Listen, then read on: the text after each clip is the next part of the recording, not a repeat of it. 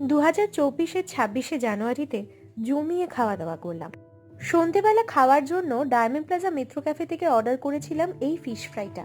খেতে কিন্তু অসম্ভব ভালো ছিল, আর মাছটাও বেশ ফ্রেশ ছিল।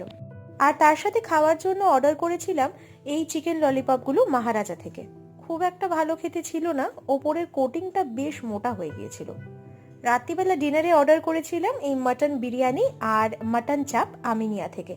শ্যামবাজার আমিনিয়া থেকে অর্ডার করা এই মাটন বিরিয়ানিটা খেতে মোটামুটি ভালোই ছিল, তবে আমার মাটনের কোয়ালিটিটা খুব একটা ভালো লাগেনি, মানে বেশ হাড়ের পিসই ছিল।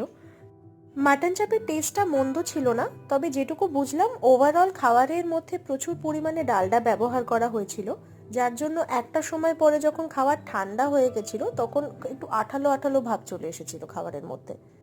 তবে ওভারঅল খাবার দাবার খুব ভালো এনজয় করেছিলাম সেদিন, আর সবশেষে শেষ করেছিলাম এক গ্লাস থামস আপ দিয়ে।